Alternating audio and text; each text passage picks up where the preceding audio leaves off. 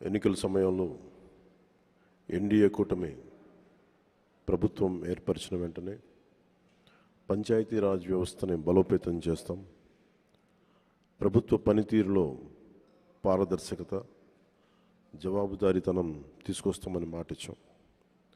ఇచ్చిన మాట ప్రకారం ఈ నెల 23వ తేదీన దేశంలో మునిపెన్నడూ లేని విధంగా, జరగని విధంగా రాష్ట్రంలోని 13,326 పంచాయతీల్లో 4,500 కోట్ల రూపాయల నిధులతో 87 రకాల పనులతో గ్రామాభివృద్ధి చెందేలా, 9 కోట్ల పని దినాలతో 54 లక్షల కుటుంబాలకు ఉపాధి కల్పించేలా మహాత్మా గాంధీ జాతీయ గ్రామీణ ఉపాధి హామీ పథకం కోసం ఒకే రోజున గ్రామ సభలు నిర్వహించి తీర్మానాలు చేస్తున్నాం. దేశంలోనే పంచాయతీ వ్యవస్థను ప్రవేశపెట్టిన రెండో రాష్ట్రం మనదే. 73వ రాజ్యాంగ సవరణ ద్వారా పంచాయతీలకు రాజ్యాంగ ప్రతిపత్తి కల్పించి 3 దశాబ్దాలు దాటింది. ఇప్పుడు రెండో తరం సంస్కరణలతో పంచాయతీ మలిదశ విప్లవం మన ఆంధ్ర రాష్ట్రం నుంచే మొదలు పెడుతున్నాం. గత 3 దశాబ్దాలుగా ప్రతి స్వాతంత్ర దినోత్సవానికి, గణతంత్ర దినోత్సవ వేడుకలకు మైనర్, మేజర్ పంచాయతీలకు నామమాత్రంగా 100 రూపాయలు, 200 రూపాయలు మాత్రమే ఇస్తూ వచ్చారు. మనం తీసుకొస్తున్న పంచాయతీ సంస్కరణలో భాగంగా 100 రూపాయలను 10,000 రూపాయలు, 250 రూపాయలను 25,000కు పెంచి మా ఎన్డీఏ ప్రభుత్వం చిత్తశుద్ధిని చూపాం. ఆ సంస్కరణలు కొనసాగింపుగా గ్రామ సభలు నిర్వహిస్తున్నాం. గ్రామ సభ అంటే ఒక 10 మంది చేరడం కాదు, గ్రామాభివృద్ధికి బాధ్యత తీసుకోవటం, మన గ్రామాన్ని మనమే పరిపాలించుకోవడం. భారతదేశపు మూలాలు, జీవం, చైతన్యం మన పల్లెల్లోనే పదిలంగా ఉంటుందని మహాత్మా గాంధీ గారు చెప్పారు.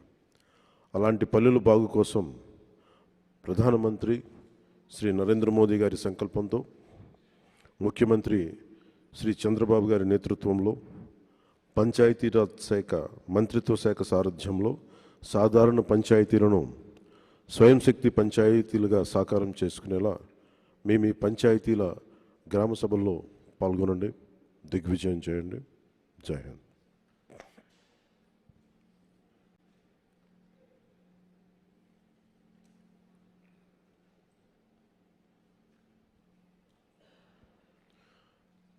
గత ప్రభుత్వంలో 2019-2023 వరకు 40,000 కోట్ల 579 కోట్ల రూపాయల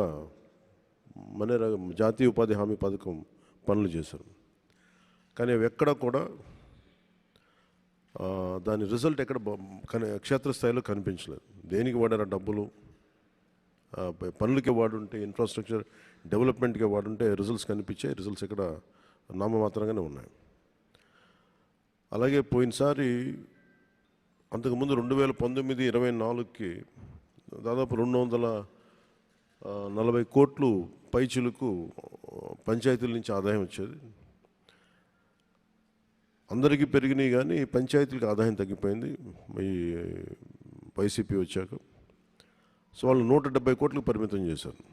19-24 అప్పుడు 240 కోట్ల నుంచి 270 కోట్ల దాకా వస్తే 19-23కి వాళ్ళు 170 కోట్లకు పట్టుకొచ్చారు.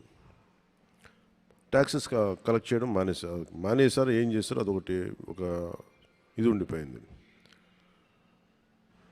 ఇది మేము చాలా త్రికరణ శుద్ధితో మార్చాలనుకుంటున్నాం. పంచాయతీల్ని బలోపేతం చేయాలి, వాటి కాళ్ళ మీద వాటి నిలబడగలిగే పంచాయతీలు ఉండాలి. సెల్ఫ్ జనరేటింగ్ పంచాయత్స్, వాటి విద్యుత్తుని అవే ఉత్పత్తి చేసుకునేలాగా రాష్ట్ర అభివృద్ధిలోనే కాదు, దేశ అభివృద్ధిలో కూడా చాలా కీలకమైన పంచాయతీలు కీలకంగా ఉండాలి అని చెప్పి మన రివ్యూ మీటింగ్స్లో కూడా చాలా ముఖ్యమంత్రి గారితో జరిగిన రివ్యూ మీటింగ్లు కూడా తీసుకున్నాం. అలాగే ప్రతి పంచాయతీకి ఒక యూనిక్ గుణం ఉంటుంది, ఒక ప్రత్యేక గుణం ఉంటుంది. ఇప్పుడు మనకి విశాఖపట్నం ఆనందపురం విలేజ్, ఆనందపురం మండలం, విశాఖపట్నం లాంటి చోట ప్రత్యేకత అక్కడ పువ్వులు. అక్కడి నుంచి పువ్వులు ఎక్స్పోర్ట్ చేసే విధంగా కొన్ని ప్రత్యేకించి పెట్టుకోవచ్చు మనం. అలాగే అరకు కాఫీ మన అరకు విలేజ్ నుంచి వస్తుంది, అరకు మండలం నుంచి. అలాగే ప్రతి మంగళగిరిలో మన చీరలు కానీ, మన సత్యసాయి జిల్లాలో లేపాక్షి కానీ, అలాగే ఒంగోలు జిల్లాలో చీమకుర్తి గ్రామం కానీ, బాపట్లలో వేటపాలెం కానీ, కృష్ణా డిస్ట్రిక్ట్లో చిలకలపూడి కానీ, ఇలాంటి ఏ జిల్లాలో ఏ పంచాయతీలు తీసుకున్న కొన్ని ప్రత్యేకతలు ఉన్నాయి. సో మీ పంచాయతీల ప్రత్యేకత ఏంటి, దాన్ని కూడా రేపు గ్రామ సభల్లో తదుపరి గ్రామ సభల్లో ఇవన్నీ నిర్ణయించుకోమని చెప్పాం. So we would like to promote that plan. దీంట్లో పెద్ద ఎత్తున యువత, మహిళలు పాల్గొనాలని మేము కోరుకుంటా ఉన్నాం. ఎందుకంటే మీ భవిష్యత్తు ఇది. గత ఎన్నికల్లో రాష్ట్రం కోసం మీరు ఎలా తరలి వచ్చారో, రాష్ట్ర మీ బాధ్యతగా చేపట్టి ఎన్నికల్ని ఎలా తరలి వచ్చారో, ఈ గ్రామ సభలకు కూడా రాష్ట్రంలో ఉన్న నలుమూలలో ఉన్న యువత, పక్క రాష్ట్రాల్లో ఉన్న యువత, మహిళలు మీరు పాల్గొనాలని కోరుకుంటా ఉన్నాను. ముఖ్యంగా మహిళలకి నేను విన్నవించుకుంటా ఉన్నాను. ప్రెసిడెంట్ ముర్ముర్ గారు కూడా విలేజ్ పంచాయతీ నుంచే వచ్చారు, సర్పంచ్గానే ఎదిగారు. ఈ రోజున ఆవిడ ప్రెసిడెంట్ అయ్యారు. అందుకని మహిళలు ఈ 1/3 ఈ సాధికారత పొలిటికల్ ఎంపవర్మెంట్ జరగబోతోంది. దాంట్లో భాగంగానే మీ గ్రామ సభల్లో మహిళలు కూడా చాలా బలంగా పాల్గొనాలని నేను ఆర్థిస్తున్నాను.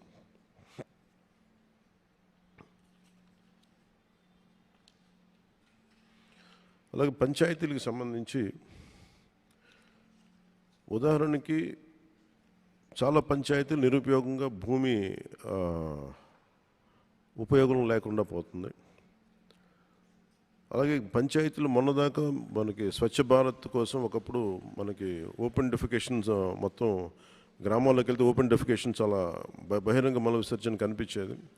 స్వచ్ఛ భారత్ వల్ల అది చాలా వరకు తగ్గింది. ఇప్పుడు దాన్ని కన్సాలిడేట్ చేసి +1కి తీసుకెళ్లేలాగా పంచాయతీలు చేయాలని ఒక ఆదేశాలు ఇచ్చాం.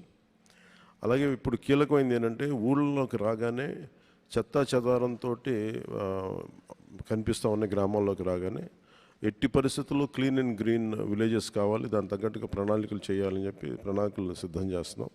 దాంట్లో అందరూ పాలు పంచుకోవాలి, దాని తగ్గట్టుగా కార్యాచరణ ఉంటుంది. క్లీన్ గ్రామాలు, గ్రీన్ గ్రామాల మీద దృష్టి పెడతా ఉన్నాం.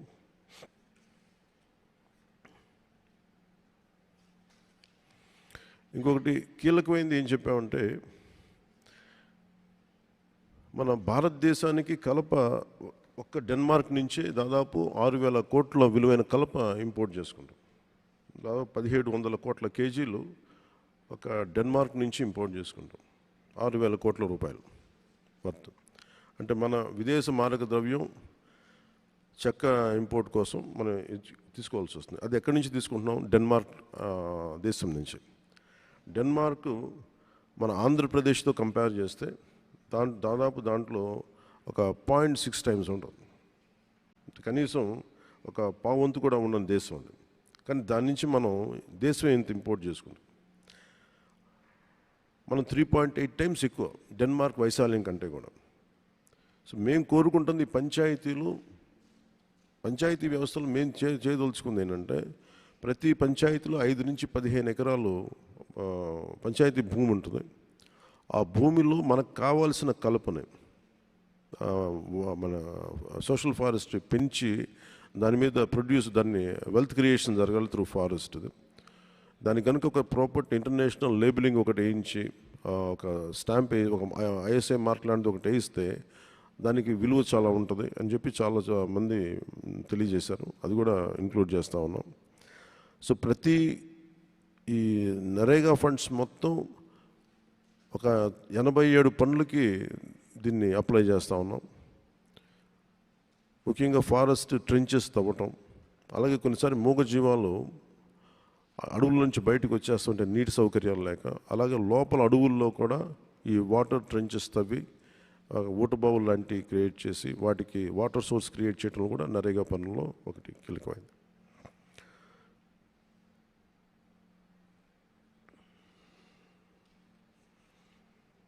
ఇంకొకటి ప్రతి పంచాయతీకి సంబంధించి మేము ఐడెంటిఫై చేస్తున్నాం. ఇది టూరిజం ఏరియాల దగ్గరగా ఉండే పంచాయతీలు, ఎకో టూరిజంకి దగ్గరగా ఉండే పంచాయతీలు, లేదంటే ప్రత్యేకించి మన ఉప్పాడ మంగళగిరి లాంటి చోట ప్రత్యేకంగా మన చీరలు మన నేతలు మన నేత పరిశ్రమలు ఉన్నాయి, దాన్ని ప్రత్యేకంగా విజిట్ చేసేలాగా. ఇప్పుడు చాలామంది కంచికి వెళ్తారు ఆ చీరలు కొనుక్కోవడం కోసం. సో అలాంటి సౌకర్యాలు వాళ్ళ ఊళ్ళకి వచ్చి మగ్గాల దగ్గరికి వచ్చి చూసుకొని కొనుక్కోలేక ఇట్లాంటి ప్రత్యేకమైన దృష్టి పెడతా ఉన్నాం. సో ఈ దృష్టిలో మేమందరం పనిచేసుకుంటూ వెళ్తున్నాం తెలియజేసుకుంటూ, రేపు మీ అందరి సహాయ సహకారాలు కూడా కావాలి. మొట్టమొదటిసారి భారతదేశంలోనే ఇన్ని వేల పంచాయతీలకి చేయలేదు, దానికి మనం శ్రీకారం చుట్టాం. ఈ కొత్త ప్రభుత్వానికి మీడియా వారి ఆశీస్సులు, మీ సహాయ సహకారాలు కావాలని కోరుకుంటూ సెలవు తీసుకుంటున్నాను.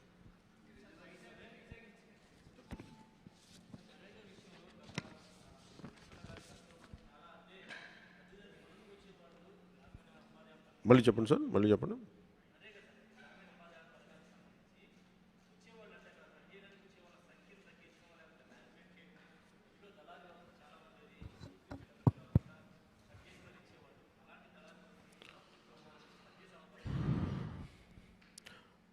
మీకు చూపించాను కదా, దీంట్లో ఇందాక మీకు చదివిన దాంట్లో 40,579 కోట్ల పనులు అలాట్ చేశారు పోయినసారి. నేను రివ్యూస్ చేస్తున్నప్పుడు చాలా తప్పులు జరిగినాయి. ఉదాహరణకి పైప్ లైన్లు వేశారు. నరేగా పనులు ఏం చేశారు, పైప్ లైన్లో కూడా జల్ జీవన్ మిషన్ కోసం పైప్ లైన్లు వేసి దానికి కూడా వాడారు. చివరికి చూస్తే పైప్ లైన్లు వేస్తున్నాయి కానీ వాటికి కనెక్టింగ్ సోర్స్ పాయింట్ లేదు, ఎక్కడికి ఇవ్వాలో తెలియదు, పైప్ లైన్లు అయితే వేస్తున్నాయి. అలాగే కొన్ని చోట్ల సర్పంచులు కూడా తెలియదు. సర్పంచులు ఏం చేశారు, నాయకులు ఏం చేశారంటే కొంతమంది ఆ ప్రభుత్వ నాయకులు మస్తర్ బుక్ పుస్తకం తీసుకొచ్చి మీరు దాంట్లో సంతకాలు పెట్టించుకొని ఒక 10 మంది 15 మంది చేత తహసీల్దార్ ఆఫీస్లో వచ్చి వాళ్ళు సంతకాలు పెట్టించుకొని పంపించేశారు. దారుణం ఏంటంటే సర్పంచులు కూడా తెలియదు ఏ పనులు ఏం దేనికి జరిగినాయని. చాలా అవకతవకలు, చాలా మనీ దుర్వినియోగం అయితే జరిగింది. దానికి ఇప్పుడు ఏంటంటే మనకి సోషల్ ఆడిట్ చాలా బలహీనంగా పనిచేస్తుంది. మన రివ్యూ మీటింగ్లో కూడా మాట్లాడుతుంది, నిఘా విభాగానికి ఇంకొక నిఘా విభాగం పెట్టాల్సిన అవసరం వచ్చిందని. అందుకని దాంట్లో మేమేం చూస్తున్నామంటే నిఘా విభాగానికి బాగా కొంచెం బలమైన పోలీస్ వ్యవస్థ నుంచి ఉండే వ్యక్తిని కొన్నిసార్లు ఆర్టీసీ చైర్మన్గా పోలీస్ శాఖను ఎట్లా వేస్తారు, నిఘా విభాగానికి మటుకు ఒక సిన్సియర్ పోలీస్ అధికారిని పెట్టాలి. ఈ సోషల్ ఆడిట్ విభాగానికి ఏమైనా అవకతవకల్ని తగ్గించేలాగా లేకుండా చూసే బాధ్యత అలాంటి వ్యక్తి ఉంటే బాగుంటుందని మేము నమ్ముకున్నాం. అది మా ఇంటర్నల్ మీటింగ్స్లో వచ్చింది. I think that would one issue which we can I think we will take it forward.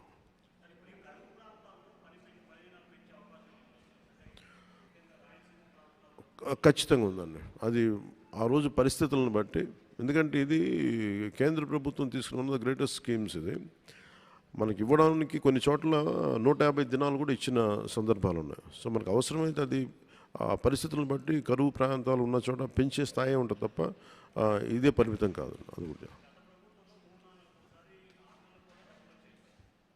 డబ్బులు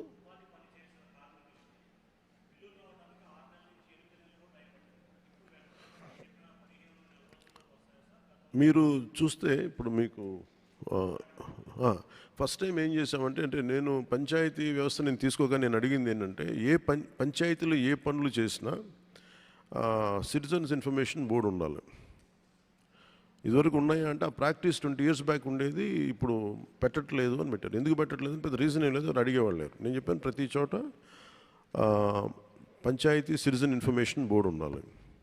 అలాగే ఇది మేము పెట్టింది ఏంటంటే ప్రతి పంచాయతీలోనూ ఈ డిస్ప్లే బోర్డుని మీరు గ్రామసభ అయిపోయిన తర్వాత ఏ పనులు ఒప్పుకున్నాం, ఈ పంచాయతీ ఏ పనులకు ఒప్పుకుంది, ఎంత డబ్బు అలొకేట్ చేసింది ఏ పనులకి, ఇది గోడల మీదే కాకుండా సోషల్ మీడియా యువత కూడా ఏం చెప్పండి, మీ సోషల్ మీడియాలో ఇది మీరు డౌన్లోడ్ చేసుకోండి. ఇది డౌన్లోడ్ చేసుకొని మీరు భాగస్వామ్యం కావడానికి మీరు కూడా దీన్ని పదే దీన్ని చూసుకొని మీరు క్రాస్ చెక్ చేసుకోండి. అది మీకు అడిగే హక్కు ఉంటుంది అనేది ఇలా చెప్తున్నాం. 2 సోషల్ ఆడిట్ మటుకు చాలా బలంగా తీసుకున్నాం. సోషల్ ఆడిట్లు గతంలో కూడా మన సోషల్ ఆడిట్ చేసిన హెడ్ మీద కూడా చాలా అభియోగాలు వచ్చినాయి. ఆయనతో నేను మాట్లాడాను కానీ ఆయనతో అభియోగాలు వచ్చినాయి. అందువల్ల ఆయన రిజైన్ చేయించేసాం. రకరకాల అభియోగాలు వచ్చినాయి. అంటే కొన్ని చోట్ల సోషల్ ఆడిట్లో ఏముందంటే పాపం సిన్సియర్గా పనిచేసే వాళ్ళని కూడా బెదిరించి వాళ్ళు చేయించకుండా చేయటం, కొంతమంది ఏమో పనులు చేయని వాళ్ళని చేత ఇట్లాగా అసలు కథలు చదివే కొద్దీ కొన్ని టీవీ సీరియల్గా పుంకాలుగా వస్తూ ఉంటాయి. అందుకనే we have a good team of panchayat officials.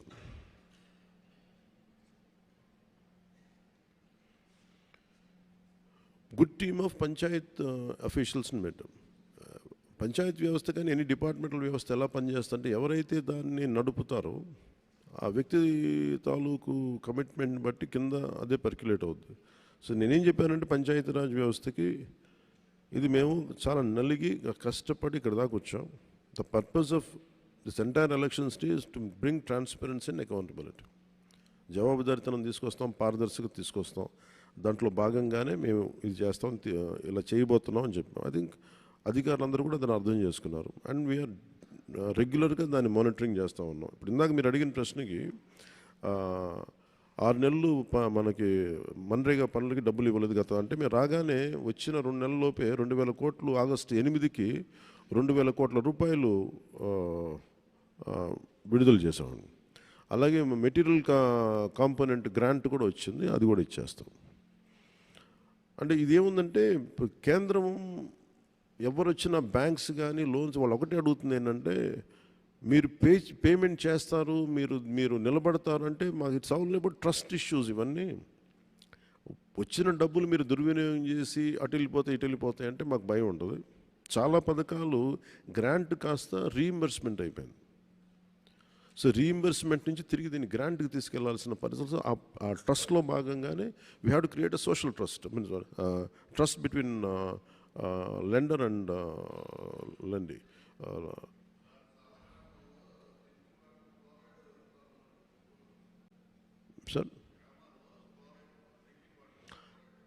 Sir ఒక్కటి మనం దీంట్లో మీరు రైట్ ప్రశ్న. అది ఫ్లోరైడ్ పెరిగిపోవడానికి ఫస్ట్ బోర్వెల్స్ డీప్గా వేసేస్తున్నాం.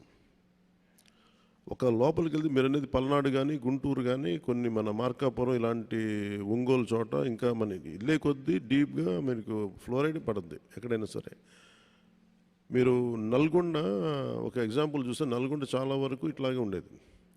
ఒక మన కృష్ణానది నీళ్ళు వెళ్ళి ఇవన్నీ. దాంతోపాటు దుస్సర్ల సత్యనారాయణ గారు అని చెప్పి ఆయన వాటర్ దీనికోసం చాలా పోరాటం చేశాడు, జలయోధుడు అంటారు. ఆయన చేసింది ఏంటంటే ఫారెస్ట్ని డెవలప్ చేసుకుంటాడు ఆయన ల్యాండ్లో, అంటే వాటర్ కన్జర్వేషన్. సో గ్రామాల్లో నేను పెట్టిన ఇదేంటంటే మీరు బోర్వెల్స్ ఒక 100 అడుగులు పడితే నెక్స్ట్ సంవత్సరం నెక్స్ట్ సీజన్కి పడవు, మళ్ళీ ఇంకొక 50 అడుగులు ముందుకెళ్ళేటోటికి అక్కడి నుంచి వచ్చేది మనకి ఫ్లోరైడ్ వాటరే వచ్చేస్తున్నాయి, which is effecting kidneys and bones. అందువల్ల ఇది అయిపోతున్నాయి. సో నేను ప్రత్యేకించి పెట్టింది ఏంటంటే వాటర్ కన్జర్వేషన్ మీద చాలా ఎక్కువ ఫోకస్ పెట్టమని చెప్పాను. అంటే తక్కువ వాటర్ కన్జర్వేషన్ కనుక చేయగలిగితే తక్కువ మనకి లోతులోనే నీళ్లు దొరికేలాగా, అండ్ బోర్స్ని ఎప్పటికప్పుడు రీఛార్జ్ చేసుకునేలాగా. రీఛార్జ్ పాయింట్స్ దాదాపు వాళ్ళు ఏమంటారంటే రీఛార్జ్ పాయింట్స్ బోర్లు తవ్వారు కానీ రీఛార్జ్ పాయింట్స్ తవ్వలేదని చెప్పారు. దాని మీద అంత దృష్టి పెట్టలేదు మేము అని చెప్పి అదొకటి దృష్టిలో పెట్టమని చెప్పాం. అంటే మేజర్లీ మనకి ఈ నదుల దగ్గర నుంచి వీటిని పైప్ లైన్లు వేసే ముందు మనకు దొరకగలిగేది అవి. వీటిని ఫిల్టరింగ్ చేసే నీళ్లు కానీ లేదంటే కొన్నిసార్లు అక్కడ ఆర్ఓ ప్లాంట్స్ ఏదైనా పెట్టాలి, ఇవి కూడా దృష్టిలో ఉన్నాయి కొన్ని ప్రత్యేకించి ఉన్న చోట. ఇప్పుడు ఏం చేస్తున్నామంటే మనం పల్స్ సర్వే అని ఒకటి చేస్తున్నాం. మేము కూడా అనుకుంది చాలా ఒకే రోజున సర్వే చేయాలి. ఆల్మోస్ట్ ఒక 16 ప్రమాణాల మీద 18 ప్రమాణాల మీద చేస్తున్నాం. అదంటే ఎన్ని లక్షల ఇళ్ళు ఉన్నాయి, ఎన్ని వాటికి నీళ్ళు ఉన్నాయి, వస్తే ఒక్కొక్క ట్యాప్ ఉంటే ఎన్ని గంటలు నీళ్ళు వస్తున్నాయి, ఎంత మోస్తారు వస్తున్నాయి నీళ్ళు, దాని సోర్స్ పాయింట్ ఏంటని చెప్పి మొత్తం ఒక 16 ప్రమాణాలతోటి సర్వే చేస్తున్నాం. ఇప్పుడు జరిగింది దాదాపు 22 లక్షలకి ఇళ్ళకి అయింది, అవుట్ ఆఫ్ 96కో 94 lakhsకు. ఈ సర్వే మొన్న ఆపాము, దీనివల్ల మళ్ళీ కంటిన్యూ చేస్తాం. ఇవన్నీ జరిగితే మాకు ఏం జరుగుతుందంటే మీరన్నట్టుగా ఎక్కడ ఫ్లోరైడ్ నీళ్ళు ఉన్నాయి, ఎక్కడ నీటి సౌకర్యం బాగాలేదు, అక్కడ ప్రత్యేకంగా ఏం చేయాలనేది department will take an action on that.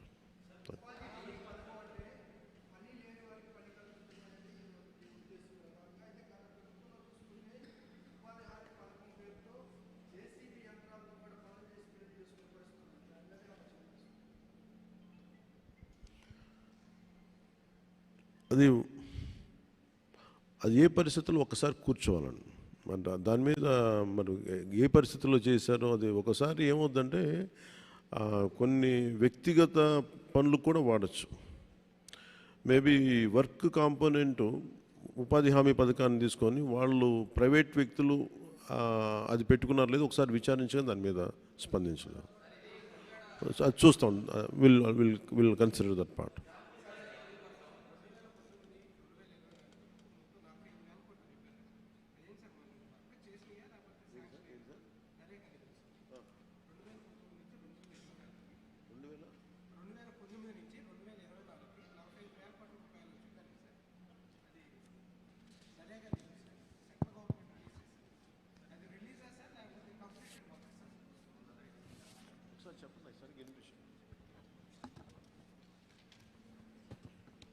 Sir good morning sir.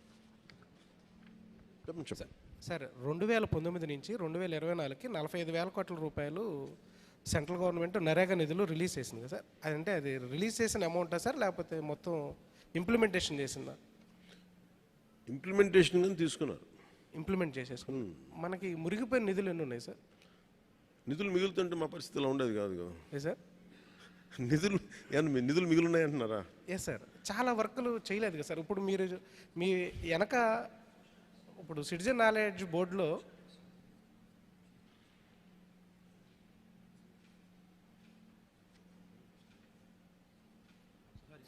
Sir చెప్పండి సార్ 2019 నుంచి 2024 దాకా మొత్తం 45,000 కోట్ల రూపాయలు నిధులు మంజూరు అయినాయా సార్ లేకపోతే మనం యూటిలైజేషన్ చేసామా?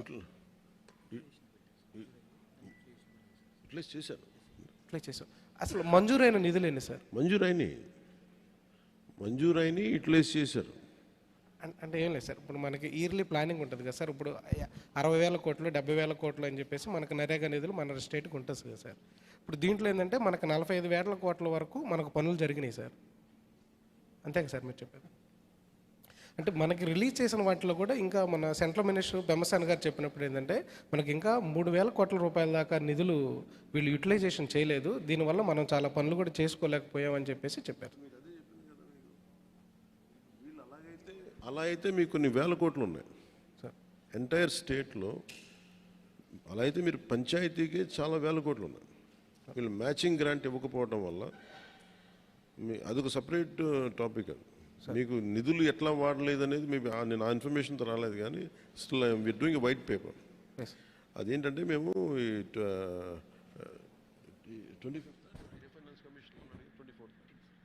15th ఫైనాన్స్ కమిషన్ గ్రాంట్స్ ఇంకా వాళ్ళు సరిగ్గా ఉపయోగించుకోలేదు. మరి చాలా గ్రాంట్స్ అట్లా ఉండిపోయినాయి, ఎందుకంటే వీళ్ళు మ్యాచింగ్ గ్రాంట్ ఇవ్వకపోవడం వల్ల. సో మీరు అలా తీసుకుంటే దాని it will be more than few thousands of crores, not just that part will let you know. ఆ ఇన్ఫర్మేషన్ ప్రస్తుతం నా దగ్గర లేదు. అంటే ఏమే సార్ ఇప్పుడు నరేగాకి చేసేటటువంటి పనులు మీరు 84 రకాల పనులు నేను చెప్పారు.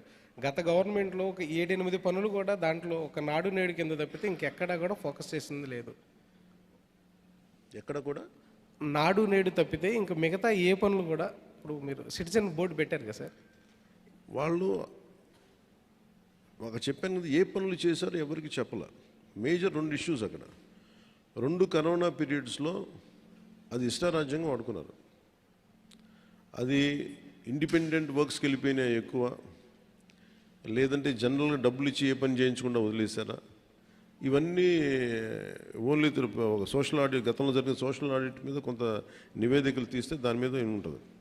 బట్ ఫ్యాక్ట్ ఏంటంటే గ్రాంటెడ్ మనీ ఏ డబ్బు అయితే వచ్చిందో ఆ డబ్బుకు తగ్గ సత్ఫలితాలు అయితే రాలేదు. అదైతే జరిగింది. అది ఎంత స్థాయిలో జరిగింది, ఏ స్థాయిలో జరిగింది అనేది మేము సోషల్ ఆడిట్ ద్వారా చేయమని చెప్పాము. సార్ ఫార్మా ఇష్యూ మీద, అది వైజాగ్ ఫార్మా ప్రమాదం మీద మీరు నిన్న రివ్యూ కూడా చేశారు కదా సార్. నిన్న వైజాగ్ ఫార్మా ప్రమాదం మీద రివ్యూ కూడా చేశారు. దాంట్లో యాజమాన్య వాళ్ళ నిర్లక్ష్యం ఉందని కూడా చెప్పారు. సో దానికి సంబంధించి మీ రెస్పాన్స్? అంటే ఇది నిన్న జరిగిన అనకాపల్లి జిల్లా అచ్యుతాపురం ఫార్మాసిస్లో జరిగింది. చాలా బాధ కలిగింది. చాలా ఇది రిపీటెడ్గా మొన్న ఒక 3 వీక్స్ బ్యాక్ కూడా ఒక జరిగింది. ఒకళ్ళు ఇద్దరు చనిపోయారు. నేను ఎప్పటికప్పుడు అడుగుతూ ఉన్నాను, ఇది పొల్యూషన్ కంట్రోల్ బోర్డు కింద రాదు. అంటే ఎన్ని ప్రమాదాలు మీ అందరికీ తెలిసింది. పొల్యూషన్ అంటే పొల్యూషన్ ఎమిషన్స్ ఉన్నాయా లేదా చెక్ చేయడమే తప్ప, ప్రమాణాలు చెక్ చేయడం తప్ప, ఈ సేఫ్టీ నామ్స్ కానీ ఇవన్నీ ఈ మనకి director of factories, labour, fire department, అలాగే కేంద్ర ప్రభుత్వ ఆధ్వర్యంలో ఉండే petrol and explosive safety organisation పర్యవేక్షిస్తాయి. ప్రత్యేకించి ఈ Essentia advance science private limited ఇది నేను మాట్లాడితే నేను వాళ్ళకి తెలియజేసింది ఏంటంటే, ఇద్దరు ఓనర్స్ ఉన్నారు, ఒకళ్ళు హైదరాబాద్లో ఉన్నారు, అండ్ ఇప్పుడున్న అతనికి మాకు సంబంధం లేదని చెప్పి ఒక కమ్యూనికేషన్ గ్యాప్, వాళ్ళిద్దరి మధ్య గొడవ ఉంది. దానివల్ల ఆ సేఫ్టీ నార్మ్స్ తీసుకోవడానికి బాధ్యత లేని నాయకులు అంటే లీడర్షిప్ ఉండటం వల్ల, ఓనర్షిప్ ఉండటం వల్ల వాళ్ళందరూ ఇలాగ చేశారు. అందుకని ఈ ఒక ఫ్లోర్ నుంచి ఇంకో ఫ్లోర్కి వెళ్ళే దాంట్లో అయితే ఇంకా నాకు తెలిసి వాళ్ళు అంటాం సెకండ్ ఫ్లోర్ నుంచి గ్రౌండ్ ఫ్లోర్కి వచ్చే సాల్వెంట్ ఫస్ట్ ఫ్లోర్లో కొంచెం లీక్ అయ్యి ఆ కరెంటు బోర్డ్స్ ఉంటే వాటికి అయ్యి వేపర్లాగా ఏర్పడి పేలిపోయింది. దాదాపు ప్రమాదంలోనే ఒక 7-8 మంది చనిపోయారు. చాలా దారుణంగా ఉంది, గుర్తుపట్టలేని పరిస్థితులు అని చెప్పాను. నేను ప్రాబ్లం ఏమవుతుందంటే, నేను సేఫ్టీ ఆడిట్ చేయమని వచ్చిన రోజు నుంచి నేను అందరిని అడుగుతా ఉన్నాను. ఒక ఇష్యూ ఏముందంటే, సేఫ్టీ ఆడిట్ అంటే ఈ యజమానులు భయపడిపోయే స్థాయికి వెళ్ళిపోయారు. వాళ్ళని కొంత ఎడ్యుకేట్ చేయాల్సిన అవసరం ఉంది. ఇప్పుడు ఎనీ టైం సేఫ్టీ ఆడిట్ అనగానే మా పరిశ్రమలు మూసేస్తారా, లేదంటే ఏం జరుగుతాయి, ఎలాంటి రిపోర్ట్స్ ఉంటాయంటే, there are lot of gaps in safety ఇష్యూస్లో చాలా గ్యాప్స్ ఉన్నాయి. సో అందుకని నేనేం చెప్పానంటే, ఇండిపెండెంట్గా పిలవండి. నేను ఆల్రెడీ ఒక రౌండ్ ఆఫ్ మీటింగ్స్ నేను పారిశ్రామికవేత్తలతో చేశాను, ఎస్పెషల్లీ వైజాగ్ ఏరియాలో. హిందుస్థాన్ మన షిప్పింగ్ యార్డ్ వాళ్ళతో కూర్చోబెట్టి నేనేం చెప్పానంటే, మీరు ఎన్ని చర్యలు తీసుకుంటారు పనిచేసే వాళ్ళకి కానీ పొల్యూషన్ కంట్రోల్ నామ్స్కి సంబంధించి మీరు ఎలాంటి చర్యలు తీసుకున్నారు మాకు వివరించండి అంటే, వాళ్ళు గతంలో కంటే ఇప్పుడు బాగా చేస్తూ ఉంటాను, కానీ they are not to the satisfactory level. ఇప్పుడు ఒకేసారి మనం ఈ పొల్యూషన్ ఇవన్నీ మన ఈ నామ్స్ అన్నీ పెడితే ఇండస్ట్రీ షుడ్ కమ్ ఫార్వర్డ్. అంటే ఇది నేను చాలా రోజుల నుంచి నేను కోరుకుంటా ఉన్నాను. నేను ప్రత్యేకించి మరీ చెప్తున్నాను. ఇప్పుడు అంటే నేను ఎందుకు కొంత ఒక అడుగు ముందుకేయడానికి నేను ఎందుకు సంకోచిస్తున్నానంటే, ఒకసారి అది ప్రభుత్వానికి ఇబ్బందిగా ఉండకూడదు కాబట్టి నా ఉద్దేశం సేఫ్టీ ఆడిట్, జనాల ప్రాణాలు పోకూడదు, కార్మికుల ప్రాణాలు పోకూడదు అనుకునే పరిస్థితిలో ఉంటాను నేను ఎప్పుడు. అలాంటిది మళ్ళీ ఇలాంటి సేఫ్టీ ఆడిట్ చేస్తే ఉన్న పరిశ్రమలు వెళ్ళిపోతాయి అని చెప్పి ఒక వదంతి ఉంది. అది కొంచెం మాట్లాడతారు నాతోటి, మీరు ఇలా చేస్తే పరిశ్రమలు వెళ్ళిపోతాయి, పరిశ్రమలకి అనుకూలమైన వాతావరణం ఉండదు అంటే. నా ఉద్దేశం ఏంటంటే, అది కనీస భద్రత అనేది పరిశ్రమలు ఇవ్వాల్సింది కదా. నేను పరిశ్రమల్లో ఇంక్లూడింగ్ ఆక్వా వాళ్ళకు కూడా చెప్పాను. సో గ్రేట్, చాలా సంపాదన ఉంది, రాష్ట్రానికి ఆదాయం ఉంది, మనకి ఈ పరిశ్రమల ద్వారా చాలా సంపాదన ఉంది, కానీ ప్రయారిటీ ఎవరైతే పని చేస్తారో వాళ్ళకి ప్రాణరక్షణ కూడా చాలా అవసరం కదా. ఆ నామ్స్ ఏంటి ఒకసారి మాట్లాడదామని నేను అనుకుంది ఏమంటే, సెప్టెంబర్ మిడ్లో వెళ్దాం అనుకున్నాను. నా విల్ మేక్ ఇట్ సెప్టెంబర్ ఈ మంత్ ఎండింగ్లోనే నేనే వెళ్ళి కూర్చుంటే ఒక మీటింగ్ చేస్తాను ప్రత్యేకించి వైజాగ్ పొల్యూషన్ కానీ వైజాగ్లో ఉండే చుట్టుపక్కల పరిశ్రమలో ఉండే సేఫ్టీ నామ్స్, వీటి మీద నిరంతరం ఇది ఒక ప్రాక్టీస్ అయిపోయింది. ప్రతి 2 వారాలకు 3 వారాలకు మైనర్ ఇన్సిడెంట్, మేజర్ ఇన్సిడెంట్ జరుగుతూ ఉన్నాయి. వీటికి ఇంకా అది మినిమైజ్ చేయాలి, అసలు కంప్లీట్గా ఎలిమినేట్ చేసే పరిస్థితికి రావాలంటే ఏం చేయాలని ఒక కలెక్టివ్ అక్కడ ఉన్న పారిశ్రామికవేత్తల ద్వారా, ముఖ్యంగా కెమికల్ ఇండస్ట్రీస్ లేదంటే ఫార్మాస్యూటికల్స్ వాళ్ళతోటి కూర్చోవాలి. అలాగే ఫార్మాస్యూటికల్ ఇండస్ట్రీస్ కూడా ఎఫ్లూయెన్స్ 2 కిలోమీటర్ల లోపలికి వదిలేస్తామంటున్నారు, కానీ దానిలో కూడా చాలా ఇబ్బందులు ఉన్నాయనేది చెప్తా ఉన్నారు. వీటి మీద ఒక క్లీన్ సేఫ్టీ మన పొల్యూషన్ ఆడిట్ అయితే జరగాలి. అది we will take it forward. ఎందుకంటే ఇది చాలా బాధ కలిగిస్తుంది. ప్రతిసారి చనిపోవటం, సంతాపం ప్రకటించడం, లేదంటే ఎక్స్గ్రేషియా ఇవ్వటం, ఇదొక ప్రాణాలకి ఒక విలువ లేకుండా అంటే ఇస్తున్నాం, కానీ అది లోపల చాలా చాలా కలిచేసేది, బాధేస్తుంది. ఇది కొంచెం ఇంటెన్స్ మీటింగే పెట్టాల్సి వస్తుందండి. అది will take it forward in coming days. Sir good morning sir. మీరు చెప్పండి.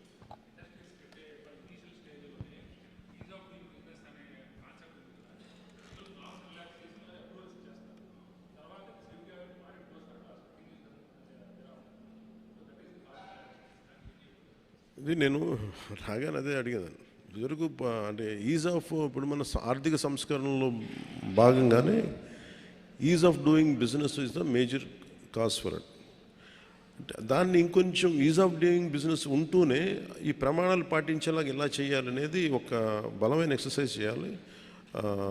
అది దృష్టిలో ఉంది, దాన్ని ఖచ్చితంగా చేస్తాను. ఎందుకంటే అంటే ఇదేమైపోతుందంటే, నేను ఒకసారి ఎక్కువ అధికారులతో మాట్లాడుతుంటే కూడా అధికారులకి ఏముందంటే మీకే ఇబ్బంది అవుద్ది కాబట్టి మీకు ఈజ్ ఆఫ్ బిజినెస్, మీకు ఉదాహరణకి 2009 నుంచి 2011కి వైజాగ్ పొల్యూషన్ దేశంలో ఎంత లేనట్టుగా ఉన్నాయి. అలాంటి డిఫరెంట్ ఎమిషన్స్ వల్ల మొత్తం పొల్యూషన్ కంట్రోల్ బోర్డు స్టాప్ చేసేసింది. ఇంకే పరిశ్రమలు ఇవ్వు, మొత్తం కట్ డౌన్ చేసుకుంటే మళ్ళీ బై 13కి అన్ని ఎమిషన్స్ తగ్గినాయి. తగ్గిన తర్వాత మళ్ళీ ఈజ్ ఆఫ్ బిజినెస్ రూల్స్ మీద మళ్ళీ ఇచ్చేశారు. మళ్ళీ ఇచ్చేస్తే మళ్ళీ పూర్వస్థితికే చేరుకుంది మళ్ళీ. సో ఎప్పటికప్పుడు ఒక సమీక్ష జరిపేలాగా ఇది ఇట్ షుడ్ బి కంటిన్యూస్. ఏ ప్రభుత్వం వచ్చింది అది కంటిన్యూస్ ప్రాసెస్లో ఉండాలి. కానీ అది కొంత చేయకపోవటం, కొంత పొలిటికల్ సపోర్ట్ ఉండాలి ఇలాంటి పరిస్థితులకి. At the same time bureaucracy కూడా కొంచెం బలంగా పనిచేయాల్సిన అవసరం ఉంది. ఆ నామ్స్కి ముందుకు తీసుకెళ్ళాలి. Will take that point.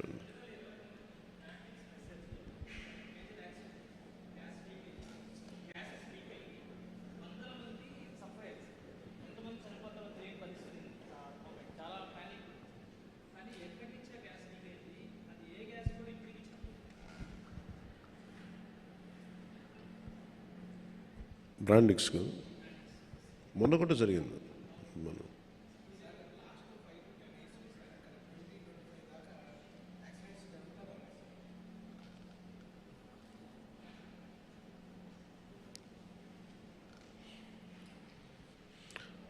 ఇది we're very clear about environmental. And ఇదేంటంటే మనం సమిష్టిగా అందరం ఆలోచించాల్సింది, పరిశ్రమలు కావాలి, పర్యావరణాన్ని సమతుల్యతను పాడవని పరిశ్రమలు కావాలి. దానికి ఏంటంటే ఒక్క వ్యక్తి ఒకళ్ళు కాదు, కానీ దీంట్లో అందరి బాధ్యత ఉంది. సో దీన్ని వచ్చే 3 నెలల్లో మేము ఖచ్చితంగా దీనికి ఒక కార్యాచరణ చేయాలి. అది మొదలుపెట్టాం. అది అంచెల వారికి మీకు తెలియజేస్తాం. Thank you sir. Good morning sir. ఒక చిన్న సబ్మిషన్ సార్. గుడివాడ నియోజకవర్గం సార్. గుడివాడ నియోజకవర్గంలో ఒక నాగవరం అనే గ్రామం ఉంది సార్. ఆ గ్రామం వచ్చేసి 2 నియోజకవర్గాలు, 2 మండలాలు, 2 పంచాయతీల్లో ఉండడం వల్ల ఊరికి ఎటువంటి ఫెసిలిటీస్ లేవు సార్. ఇప్పుడు కూడా స్టిల్ ఈ రోజుకి వాళ్ళు బోరుబావుల ద్వారా డ్రింకింగ్ వాటర్ తాగుతున్నారు సార్. అవి బోరుబావులన్నీ ఎండిపోయి వాళ్ళకి డ్రింకింగ్ వాటర్ కూడా లేవు సార్ ఆ గ్రామంలో. ఊరి పేరు నాగవరం సార్. అది 2 పంచాయతీలకి అటు పక్కన సగం ఇళ్ళు వచ్చేసి ముక్కోలు పంచాయతీలో ఉన్నాయి సార్. ముక్కోలు పంచాయతీ గూడూరు మండలం, పెడ నియోజకవర్గం సార్. కొన్ని హౌసెస్ వచ్చేసి వేమవరం పంచాయతీ, గుడ్లవల్లేరు మండలం, గుడివాడ నియోజకవర్గం సార్. ఊరి పేరు నాగవరం సార్. నాగవరం సార్. వేమవరం నుంచి 3 కిలోమీటర్లు సార్. అటు నుంచి ముక్కోలు నుంచి వస్తున్నా సరే 3 కిలోమీటర్లు సార్. స్టిల్ దానికి రోడ్డులు కూడా లేవు. రోడ్డులు అడుగుతుంటే అది మా పంచాయతీ కాదు, అవతల నుంచి చూసుకోవాలి, మీ ఊరు అటు వస్తుంది అంటారు. వాళ్ళని అడిగితేనేమో వీటి చూసుకోవాలి, ఈ పంచాయతీ అంటారు సార్. ఆ ఊరు 2 పంచాయతీలు, 2 నియోజకవర్గాలు, 2 మండలాల మధ్య నలిగిపోతుంది సార్. స్టిల్ ఈ రోజుకి రోడ్డులు, డ్రింకింగ్ వాటర్ ఫెసిలిటీ లేదు sir. Thank you sir. Thank you sir.